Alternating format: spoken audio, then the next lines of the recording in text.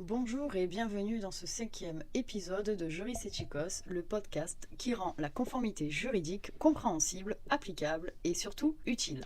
Alors je suis Lia, juriste de formation, formatrice et consultante indépendante en attendant d'être avocat. Aujourd'hui, on va parler d'un acte concret, souvent redouté, parfois mal compris évidemment. On va parler de la déclaration de soupçon TRACFIN. Alors, pourquoi c'est une étape cruciale dans votre dispositif de vigilance en tant qu'entreprise supérieure à 500 salariés, ou évidemment vous êtes une profession réglementée telle que les conseillers financiers, les agents immobiliers, etc. Comment la rédiger de façon claire, complète, sans prendre de risques juridiques? Et surtout, quelles erreurs éviter à tout prix? Alors, que vous soyez dans l'immobilier, la banque, l'assurance, le conseil, ou que vous soyez dirigeant d'une petite entreprise soumise à la lutte contre le blanchiment d'argent et le financement du terrorisme, ce que je vais vous expliquer aujourd'hui peut protéger votre structure et vous personnellement. Dans la mesure où nous allons aborder une première partie qui est, on se pose souvent la question, quand devons-nous rédiger cette fameuse déclaration de soupçon? Eh bien, commençons par la base. Vous avez donc, par exemple, repéré une opération anormale, un comportement suspect, un client qui refuse de fournir des documents nécessaires, par exemple pour l'obtention d'un crédit immobilier, d'un crédit auto, ou par exemple pour l'achat d'un produit que vous vendez. Eh bien, dans ce cas, l'article L561-15 du Code monétaire et financier vous oblige à déclarer à TRACFIN toute opération dont vous soupçonnez qu'elle pourrait être liée à un acte de blanchiment de capitaux ou qui ferait référence à une potentielle infraction pénale grave ou un financement potentiel de terrorisme.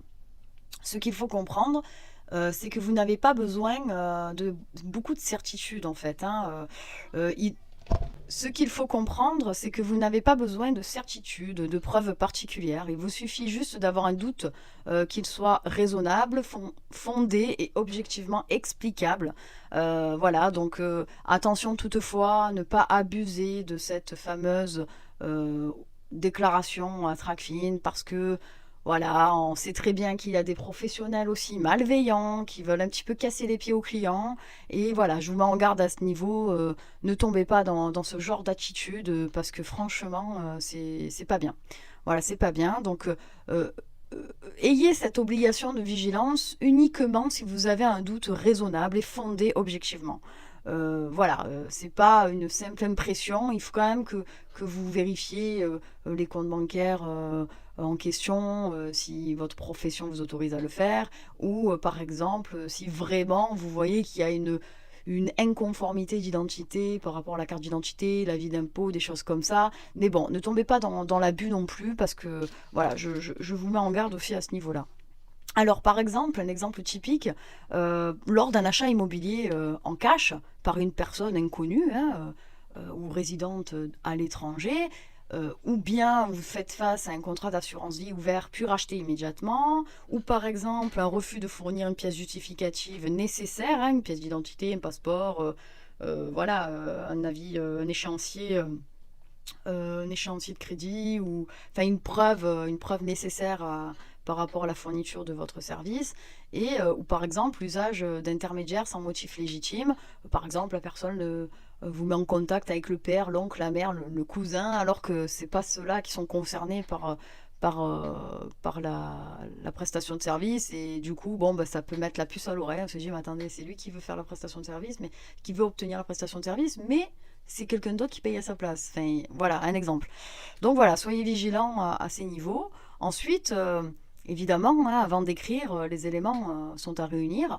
Avant même de commencer à rédiger, vous devez prendre le temps de rassembler des éléments factuels à votre disposition, parce qu'une bonne déclaration, c'est d'abord un bon dossier.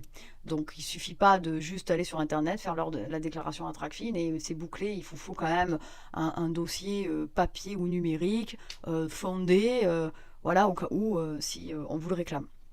Alors, voici les données à collecter.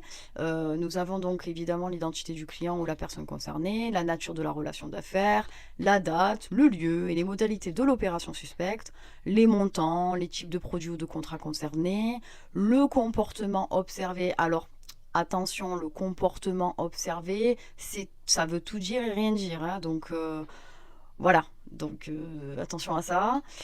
Justification ou explication donnée ou refusée. Voilà, vous devez pouvoir montrer que votre soupçon repose sur des faits et pas sur une simple impression vague. Donc, vous pouvez donc imaginer la suite, hein, comment structurer cette fameuse déclaration de soupçon. Eh bien, la déclaration se fait via le portail de sécurité Hermès.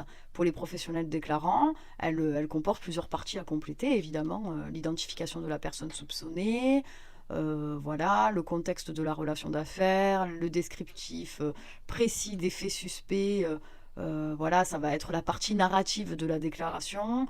Voilà, donc évidemment, hein, vous faites une introduction, qui, quoi, comment, la description de l'opération, les modalités, le comportement, les justificatifs fournis, les éléments de soupçon, les incohérences, refus ou anomalies, et votre évaluation du risque. Voilà, liste risque en lien potentiel avec un blanchiment ou un financement de terrorisme. Et évidemment, vous utilisez un ton très neutre. Vous dites pas je pense. Voilà, vous dites il serait préférable d'effectuer un contrôle de car nous avons, mais on dit pas je, on dit voilà, on essaye d'éviter les nominations. On reste descriptif, mais pas trop non plus, et ne portez absolument aucun jugement. Voilà, vous n'apportez pas de jugement personnel.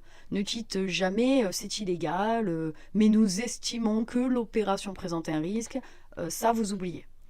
Ensuite, eh bien, il y a des pièces jointes.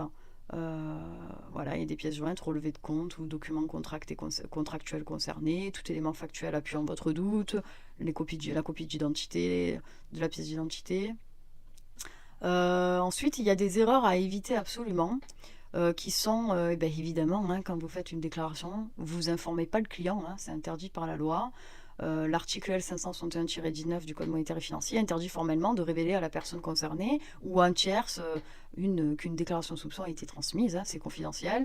Vous ne formulez pas de jugement, hein, ce n'est pas à vous d'affirmer une fraude, hein, voilà, évidemment. Vous décrivez des faits objectifs qui sont justifiés dans votre déclaration, hein. Et puis vous envoyez une déclaration imprécise ou vide. Ça, il ne faut pas le faire. Une déclaration doit être claire, structurée et factuelle. Un simple le client est suspect ne suffit pas. Et évidemment, oubliez de garder une trace en interne. Alors ça, si vous l'oubliez, ça va pas être bon pour vous parce que vous devez conserver une preuve de la déclaration et vous devez posséder un registre LCBFT sécurisé, consultable en cas de contrôle de la PCR ou de la DGFIP. Et donc, voilà, soyez vigilants à ne pas effectuer ces 5 erreurs, quoi. Enfin, ces 4 grosses erreurs. Et puis ensuite, après avoir effectué l'envoi de votre déclaration, que se passe-t-il?